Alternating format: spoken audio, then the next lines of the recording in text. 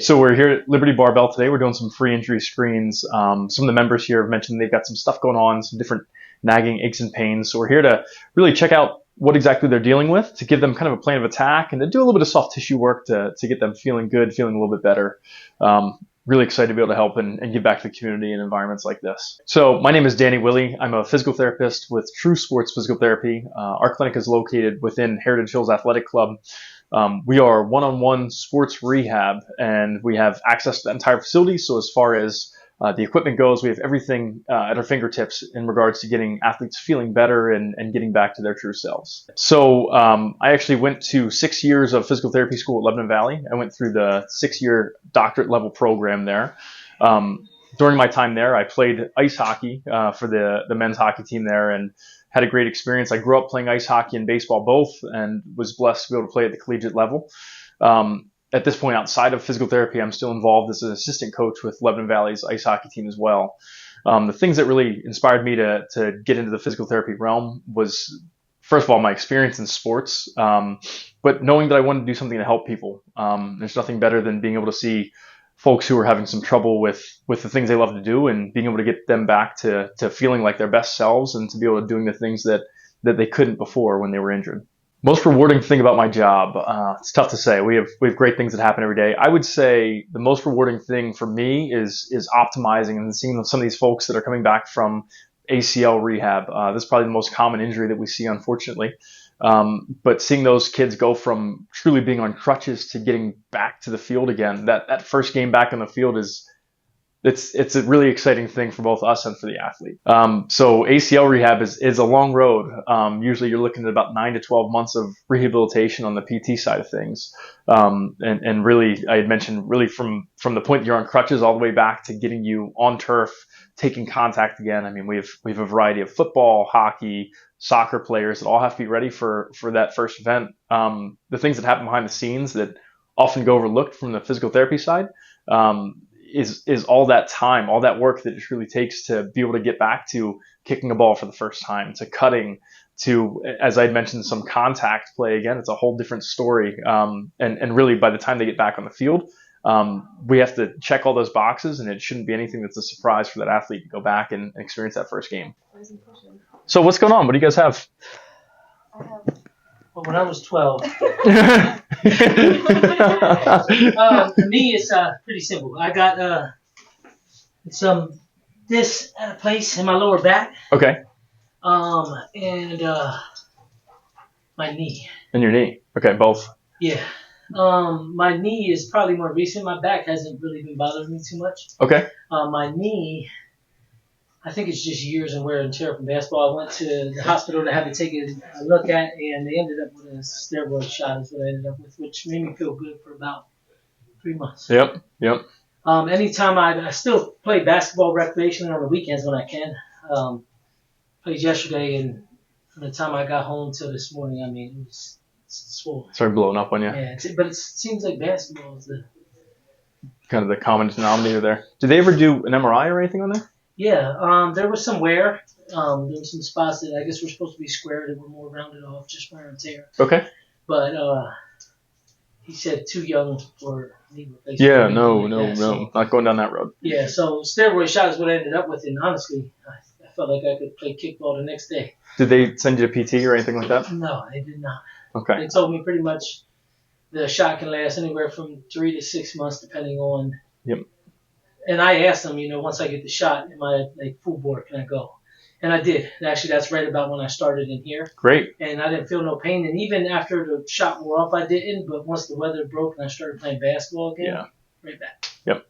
I think the big thing, you're already checking an important box, which is getting strength back into the knee too, because our muscles at the end of the day are our shock absorbers. That's our bulletproofing of that knee.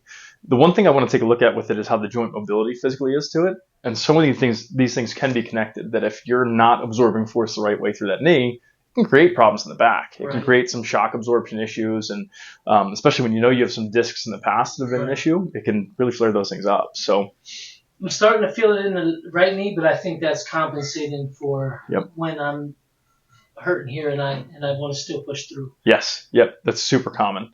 What helps you? What makes it feel better? This brace is a big help. I wear the brace probably a lot more than like after playing yesterday. I'll probably wear the brace throughout the day for the next 3 days, and then I'll be able to slowly take it off. And it's compressive, or does it have uprights to it? No, it's just compressive. Now, when I play basketball, I've got another brace, actually like the one that you had, where it velcros and it's got kind of like a metal thing here to make Yeah, those are a little bit more. I wear that when I play. Okay. But as far as like getting around every day, and I just bought it off of Amazon. It's just more compression, just keeping it in there. Perfect. Yeah, and that's the big thing. Anytime you have swelling, compression, ice, elevation, and when I talk about elevation, it's getting it above heart level. Like Right. truly, you're on your back and you've got that leg propped up.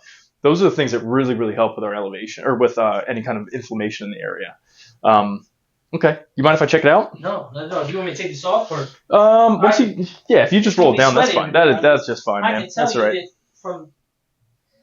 It's mainly here, like where I feel, Around the outside part of the knee. up top, almost on the top of the knee, like in this area. Do you ever get it down the front of the needle? No, I don't. Okay. This all down here is good, but up in this area right here is where I feel more. Do you feel like you have full motion to it, or do you feel like the swelling stops it? I feel like I have full motion in a slow manner, but like if we're doing something out there where I've got a one leg get down, Yeah, no. different story. Yeah. Okay. All right. Come on up here. I'm going to have you sitting. This will slide a little bit. This floor is kind of. You can sit all the way up there. Yeah, make yourself comfy. Here you go. And swing your legs up. There you go. Sweat angels. That's just fine. All right. You ever get any pain behind the knee? I do. Okay. You ever heard of the meniscus? You know what the meniscus is? Okay. I wouldn't be surprised if you had some meniscal issues for the fact I play football too. That's usually when I play football. It's with being more physical contact. I'll feel it more too.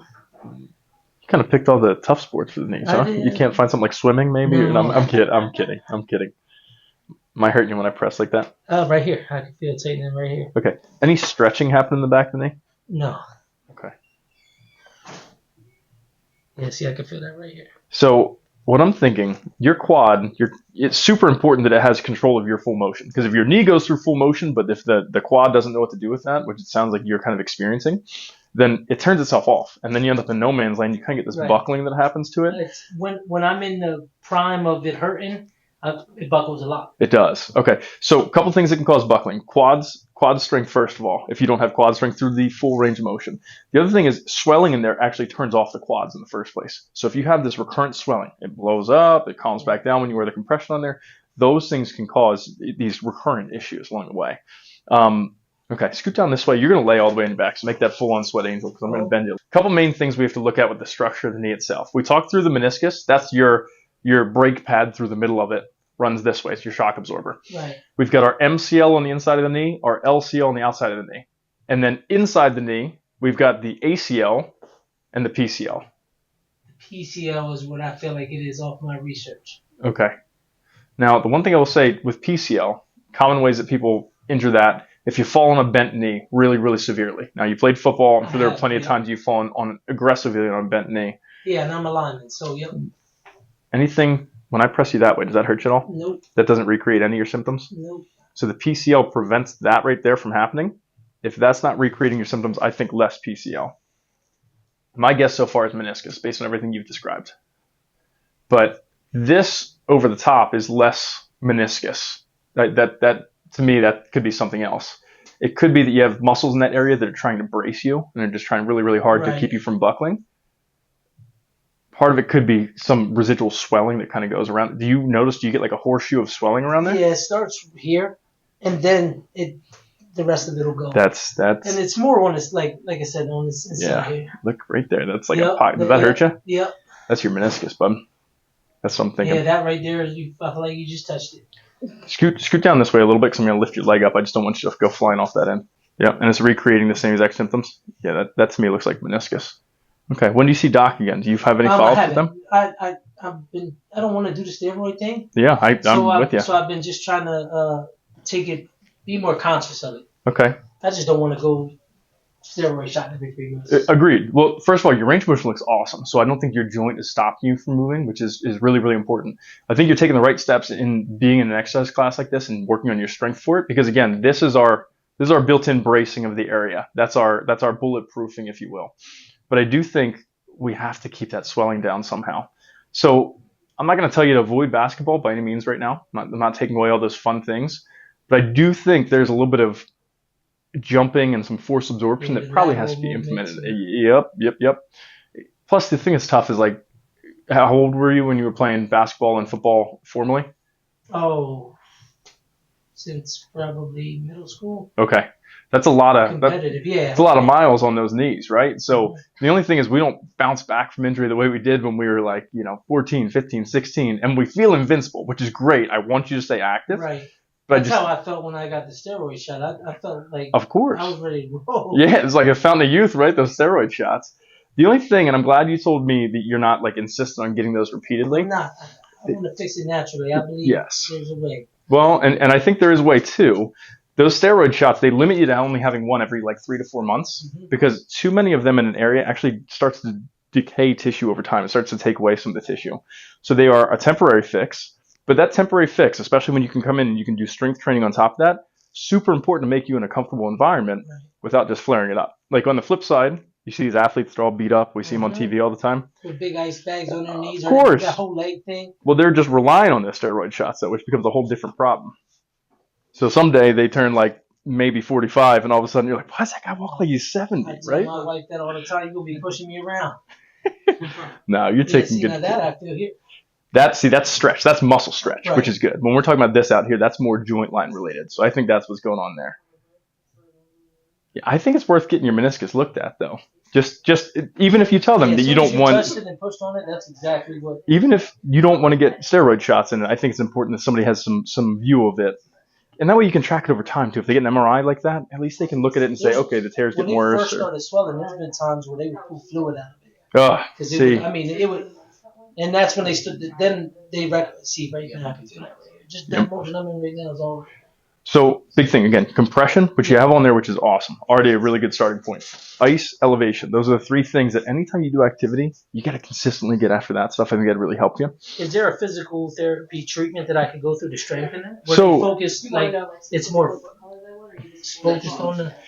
I think so, and this is where our realm and this realm work hand in hand. Right. Yeah, that's because if we can do some strengthening to truly get your quad feeling the end of that range of motion and controlling itself through the end of that range, I think it'll make things like this even more comfortable. And it's a little bit less worry of like that buckling backwards effect. Yeah, one of the things I did was there's a whole program about it. Knees over toes. Yeah, the knees over toes guy. He's great. I think he does a good job. I started to do it. It just got too expensive. Yeah, I hear you. And I just found myself not doing it and still paying for it. And I do that in the pool. I have a pool at home, and I'll do that same walk backwards. Yeah. To try to strengthen, because I think his concept is you strengthen the muscles around it. Yes, and a lot of it is tendon training too. He's talking about using the quads a little bit more, which is great. But again, if we're not doing that at end range of motion, I think that's that no man's land of feeling like we're going to buckle, and that allows the bones to kind of click together quick, and then gives us inflammation of the area. That's not wonderful. So it's certainly something we could work on. I think from a meniscus perspective too, you're probably getting some thinning of the meniscus. Let's say the meniscus is nice and plump like that normally. Well, over time, we're going to see it start to erode a little bit because we have all these miles we've been spending on these knees. But on top of that, I think that constant pounding of jumping, of cutting, those kind of things, it's not helping it. We're just not bouncing back from it the right way. So it's something that we could certainly work on along the way. Weight would help too, but that's one piece. Well, again, you're in the right place for it, man. He's taking good care of you. So I'm putting a lot of stress on it just naturally. So let's talk through a better warm-up for you, or some things that like you could implement into your warm-up that would maybe get those joints moving the right way, especially after sitting all day. So I just cleaned this up. Go ahead and have a seat. Lay on the table. Your head's going to be up that way. Your feet are going to be down this way. All right, I'm going to move your leg around a little bit here. Okay. Where is that? What's that? Is that hip? Is that back? Like, does it hurt? Yeah. It doesn't hurt, actually. Do you feel any tightness in with my it? groin I do, but it's Okay. tight. Which side is the MCL that you injured? That one. This side? Mm-hmm. Okay. Am I hurting you there a whole lot at all? I mean, not pain. Okay. Here's a good example, and everybody always likes to blame back pain on hamstrings. Her hamstrings move a heck of a lot better than mine. I'll tell you that much. I mean, that's really good right there. No, exactly. So that's always a nice little secret. That cuts my breathing off. I don't know why. Stretching, pulling, what do you notice? More, I'm starting to feel it in this butt cheek. And that's the side. Third butt cheek. You said it was shooting kind of down to both butt cheeks, like when you've been having problems with it before. Does it feel like lately it's been more one side than the other? This side. And this is a side with all 4 kids that you consistently had issues with too? I feel like yes. Okay. So how old is your youngest right now? 7. Okay, so you're not holding anybody anymore, which is good. Especially in those phases where you're holding somebody. Yeah. Oh. Definitely home 10. Good thing we didn't bring him. We'd be here for another 3 hours. Oh my gosh, and he was a swimmer. Oh my god. He's had more surgeries than we can count. Oh my. But this side definitely feels different than right side did. Yeah, I feel it's different as well. Okay. So one thing we look at too when we're talking about joints moving, and I was starting to get into this with him a little bit, the joints and where the bones move, that's our scaffolding. On top of that is soft tissue. If we're getting spasm of soft tissue, it's because it's protecting something going on underneath it. Okay. So if somebody goes in there and we have cupping and all these wonderful things at our disposal, if all we did was cup it and we didn't actually move the joints, it never actually fixes anything. It's a temporary fix. Same thing with the joints. If I go in there and I mobilize it, it's going to feel good temporarily, but until you strengthen it, until you use it in and out each and every day with Ned and with PT exercises, it's not going to stay that way. So I can pop you, something like that, but if I pop you and I'm like, all right, I cleaned my hands, but we're all good, it's going to come back in 5 or 10 minutes. That being said, left side was causing some trouble. I'm gonna pull on you for a second here. I won't pull you off the table, I promise. I'm just lightly pulling. Relax that leg for me. Do you feel that up in the back at all? A little bit. Okay. Does it feel like, is it like hurt? Is it just a stretch? No. But what does hurt, like when he has us do like leg lifts, Yeah. when like I pop, Yeah, I can just So she get like snapping hip. Yeah, I'm the same way. When I do leg lifts, if I put my hand right here, it goes.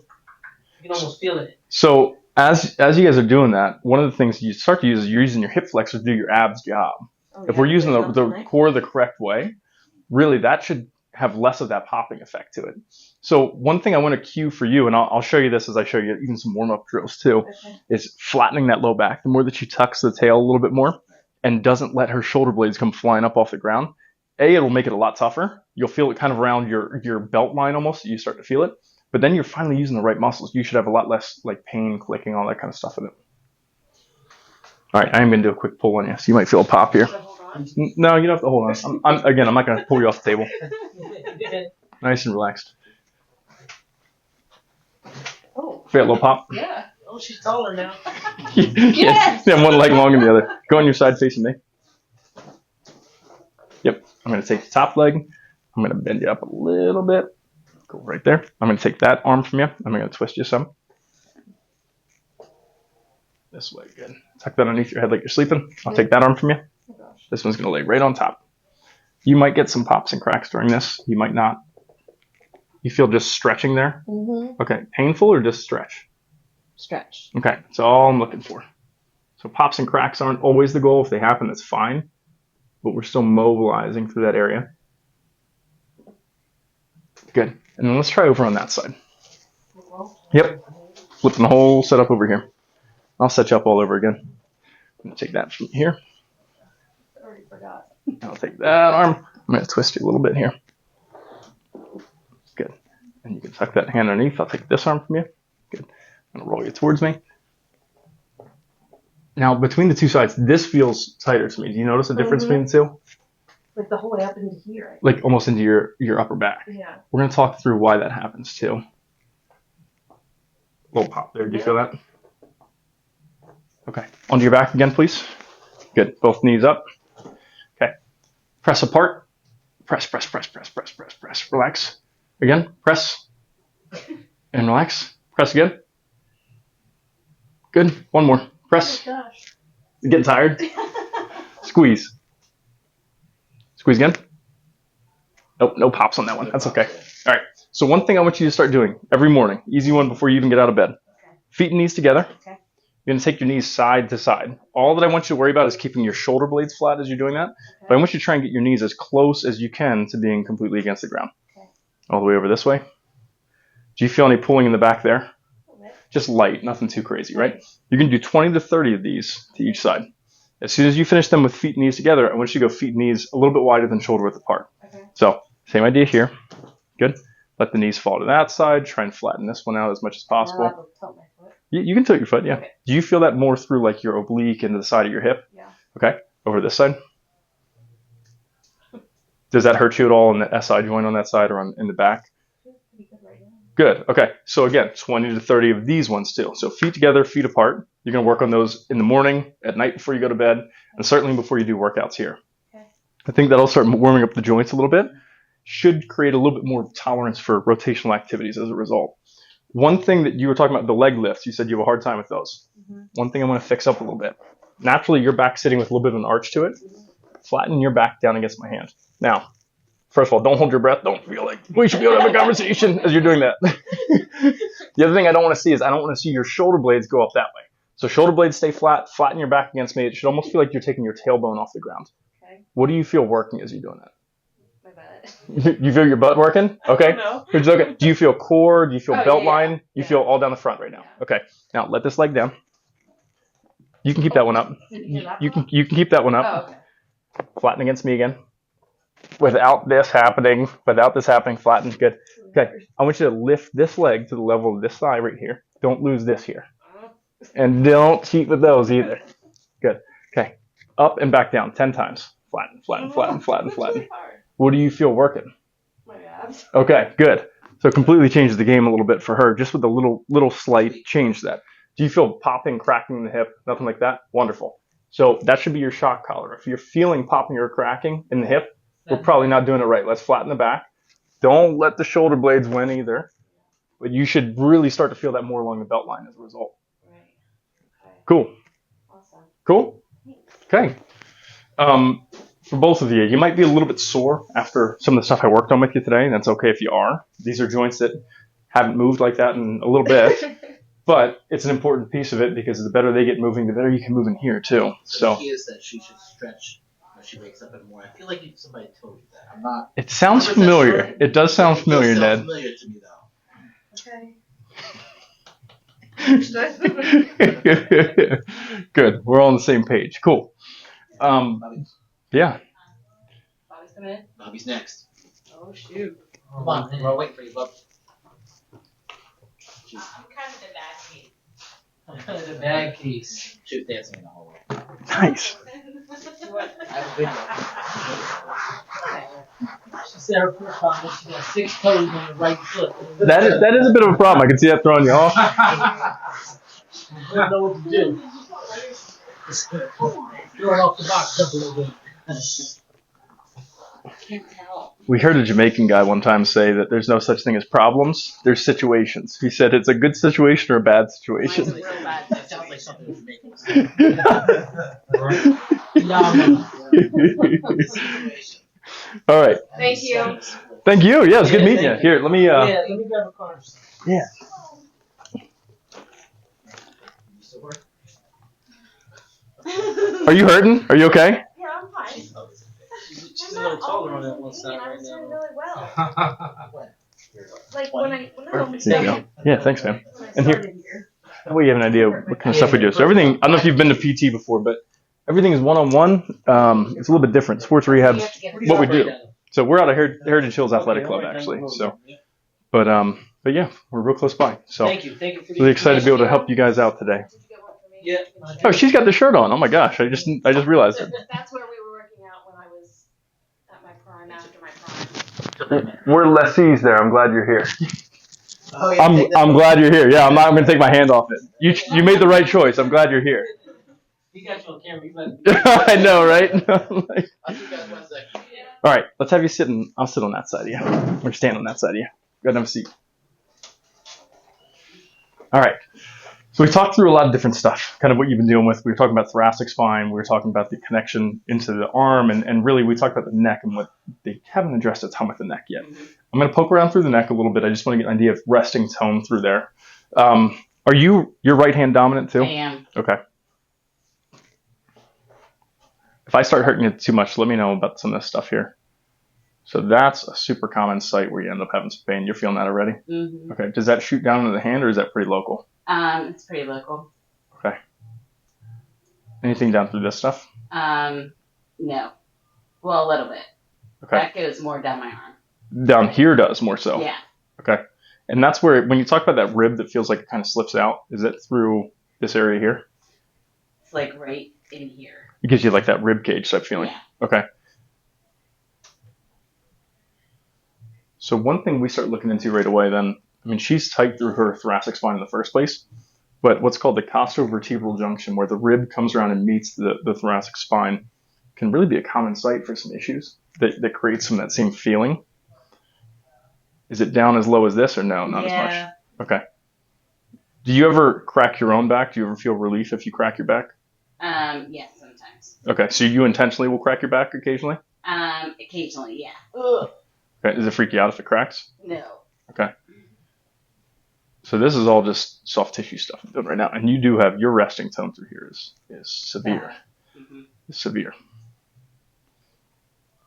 Okay. Besides Motrin, any other medicines on deck? No, I don't take anything. I don't like the way it makes me feel. I'm with you. Good.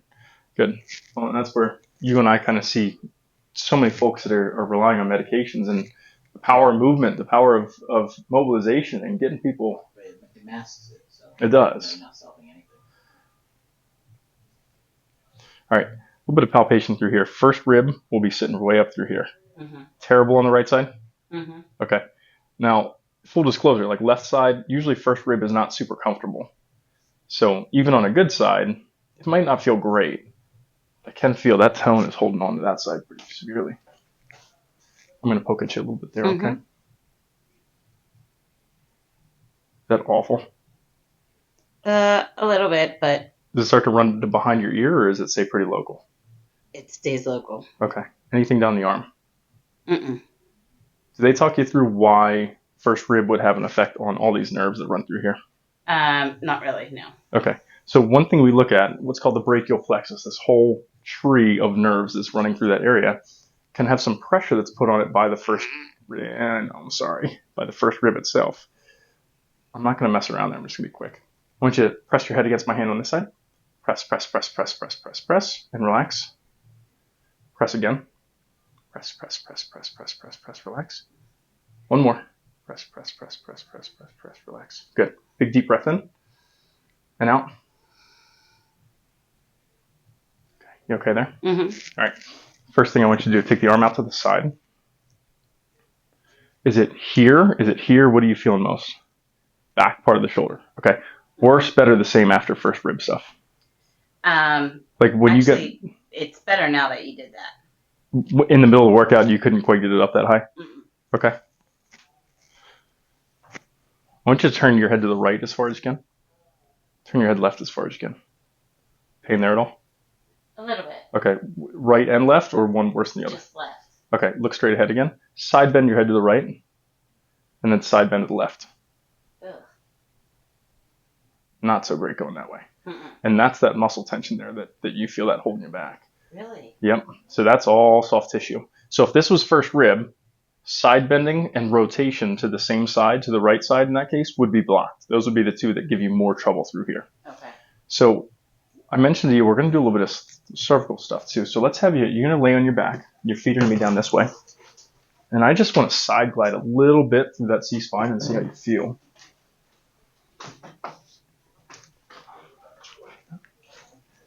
I'm just going to poke around that shoulder there. You get vertigo or anything? You know, lately I've been feeling dizzy. Okay. Just with position changes or? Getting up, yeah. Okay. Am I hurting you in there at all? No, but that's where it is, though. Can you feel it? Yeah, you've got a ton of tone there. How about through here? You feel that too? Yep. Okay. So right now I'm working at the muscles that are just along the sides of the spine, and they're acting like a neck brace for her almost. Like it's trying to put her in a collar. Right. Based on not only the injury itself, but also the trauma that's kind of been associated with it.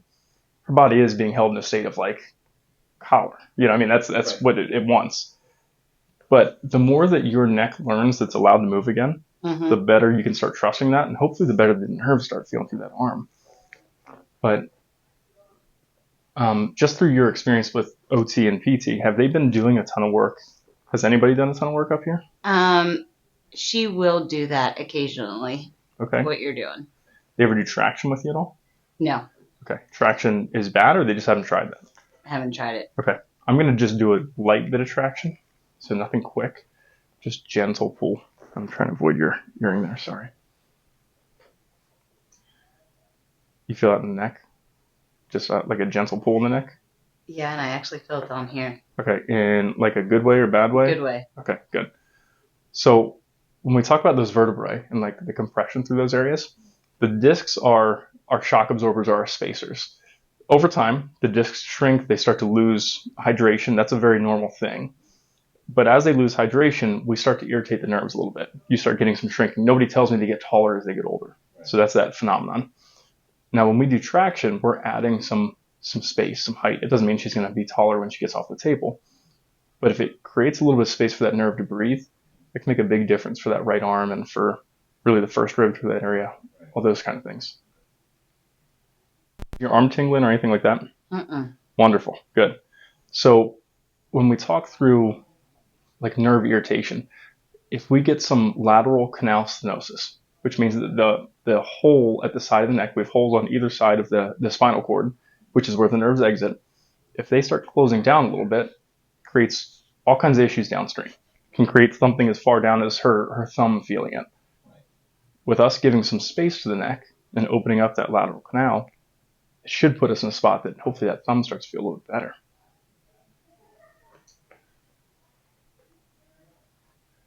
Is that terrible? No. I know I'm fighting you, but it's just really I'm not. It's my body. You're doing a great job right now, actually. So the other thing that's important for your neck is we've got built-in WD-40 in all of our joints. It's called synovial fluid.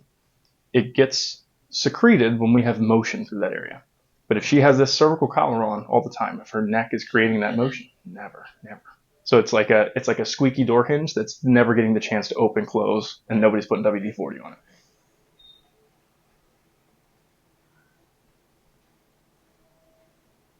Still okay there? Mm-hmm. Okay. I'm gonna have you sit up on the right side of the table again.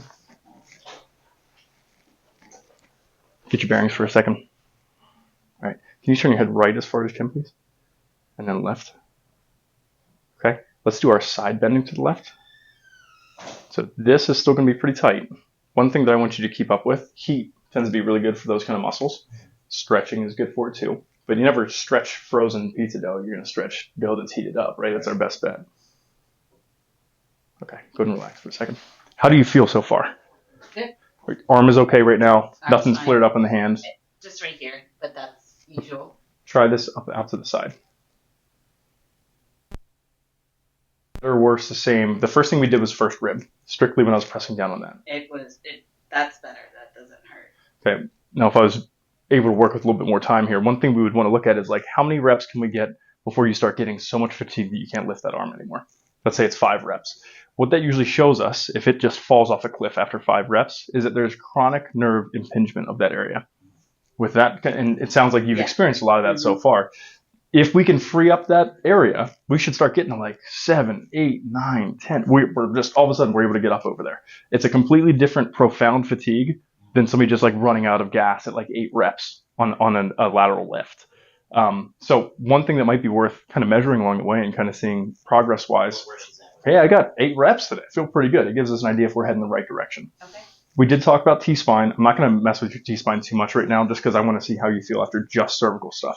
But T-spine, our whole day pulls us here. The more that we can get you a little bit more upright, the less pressure you should have through that right side of the shoulder too. Okay. So it's all connected, but just small things to keep sorting out along the way. Mm-hmm. And the fact, again, I'm going to say it again, the fact that you're active and you're checking that box already, you're taking care of strengthening yourself, that's you already making steps in the right direction. But if we can help in making that a little bit less painful, wonderful. That makes both our lives easier, right? So, cool. That actually felt good when you were doing that. Good. And it was gentle, right? It was gentle. So I think and I didn't want to scare you because you've been through a lot of different stuff at this point. Not everything has to be super aggressive on there. But I think the heating pad, hot shower, stretching right after it. Of the stretches, do you have stretches that OT currently has you working on? Like I said, in the beginning there was, but we don't do. She just releases me. Okay. So because it takes her so long to release me. Yeah. So I stretch here in yoga. Yeah. And Okay. occasionally I'll work on her arm if she has some issue. Just talking about the cupping you do with her too. Super helpful. That's good. I'll do the roller on her arm. Like sometimes when she has an impingement in her shoulder, because sometimes she can't even pick her arm up past here. Yeah. So what I'll do is I'll find out where she's having that pain. I'll hold my finger on it here and then I'll work it. Okay. So she can, and then she'll be able to move. And that's temporary. So I'm not really fixing it because a lot of her issues she carries, like you said, Very much so. Very much so. Yep. And then she'll feel it because this will travel down to the back of her shoulder or her shoulder blade here, which it'll impinge. She'll have more pain. Right. So then when she goes up here, then she'll feel it. She feels like her shoulder is going to actually pop out of socket. Right. So, and I think the more that we can get things freed up, you'll have a little bit of, like, consider nerves have both a sensation element to them as well as a strength or a motor element to them. Right. The more we can open up that nerve, the more the area starts getting feedback again and is able to, like, it's like plugging it back in. Right. If we can get your rotator cuff doing its job instead of your upper trap trying to take over the job of the rotator cuff, you should get a lot less pinching. You should get a lot less of that feeling like your shoulder's going to come flying out of the socket. Because the rotator cuff keeps your ball centered on the socket. That's the whole point of it. Mm-hmm. So I think it's a super important piece of it. And again, stuff that I know you address within your workouts. I saw you today having people do the pull apart with the bands. It's wonderful for getting the shoulder blades doing the job they need to do. That hurt. Well, that hurt me because it's like right here. So that it feels like it's going to pop out. That it feels okay. One thing I will say, when you go to pull like that, if you're using upper trap, you get this dumping mechanism to the shoulder, and that's going to create all kinds of impingement in there. Yeah. So the more that we can give you proud chest, not rib flare, proud chest, we're getting tall as we can toward the ceiling and then pulling apart from there. My other cue I like to use is keeping the arms as long as possible away from us. And we're pulling them here. If I could show you a couple stretches for home that I think would be useful for you. You're going to sit towards the edge of the table. Okay, your right hand is going to hold onto the table, just gently, loosely. You're going to look down towards your left armpit. Your left hand is going to come up to the back side of the head here. Over this way. Good. You're going to pull gently down towards that armpit. You should feel a little bit of pulling down through the back side of the neck.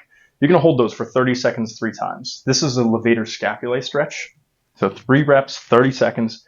And again, this is one of the 2 main muscles that kind of run through that upper trap area. The other stretch is going to be an upper trap stretch. I'm going to have you, same idea, but you're looking towards the ceiling this time. Hand again is to the left side of the head. Perfect. And you're pulling that way. Do you feel those in 2 different areas? Yeah. Okay. And both of them are pretty tight, right? Mm-hmm. So rule of thumb, 30-second hold, 3 reps. You could do these for both sides, especially because I'm sure the left side of your neck is starting to get some stiffness that kind of translates across too. Mm-hmm. I like these right after heating pad or hot shower. Okay. Again, we've warmed up that pizza dough before we try to mold it. But I think these are a good bet for you to try and start getting that working. Okay. Cool. It's a workers' comp situation. We work with workers' comp insurances all the time. Okay. We actually have had workers' comp insurances that send people directly to us. So hopefully that's not an issue. I mean, if you can get things sorted out on your end, we are also a network of primary insurances too. I realize it's super easy that PT and OT are right in your same building, but if there's any way we can help, I'd be happy to. Right. So I'll give you one of our cards too, Okay. so you have that. But of course, you'll have my number through Ned too. So today we're here with Dan. He did some injury screenings with members and clients at Liberty Barbell here in Dallastown. You want to talk about some of the people that you saw today and some of the things that you encountered and helped them out? Yep. So actually saw a couple of really common injuries today. One of the gentlemen came into us with a little bit of a knee issue. Had benefited from a steroid shot in the past, but unfortunately was starting to see some loss of relief in that, was seeing some recurrent swelling, some pain. Luckily was able to push through it and able to benefit from the things you're offering him too. But we'd recommended maybe he gets this meniscus checked out, just based on the symptoms he was kind of showing today. Probably the second most common thing we saw behind that was low back pain. Super common amongst lifters and active individuals.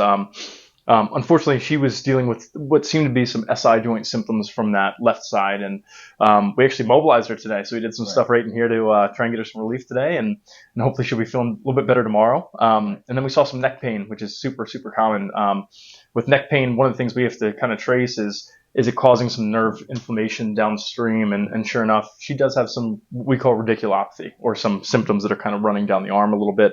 While she has a bit of an involved history, we're super optimistic about getting her feeling a little bit better and tolerating some of these things here better. Right. Yeah, she is seeing another therapist, but it's always good to have a second eye on it, because you could miss it. Or, you're just getting a different perspective on your experiences and your knowledge on what you're doing too. So yeah, no, today was a great day. I just want to encourage people that if you have any questions, if there's a nagging injury or something that's holding you guys back, to come see Dan, come check us out down here at Liberty Barbell. See Dan at his location there in New York. He's not too far away. We're very happy to have him here. Have him come on board and work with us too as well to help everybody get healthier and happier. And we're honored to have been part of this today, to be able to team up with Liberty Barbell for this event. One thing I will say about the physical therapy realm is we face a unique challenge in that insurance companies are giving us less and less visits to be able to get somebody better. And everybody's next question is, where do I go next? What's the next step? Because Liberty PT is Barbell. coming to an end. And that's where, exactly. Trusted strength coaches like Ned here and Liberty Barbell is a great opportunity to kind of further those gains you've already made in PT and to get back to living the life you want to live. Absolutely. Great. So you guys will be seeing him more often. I'm sure we'll probably do something like this again. For sure. I was glad to have you here.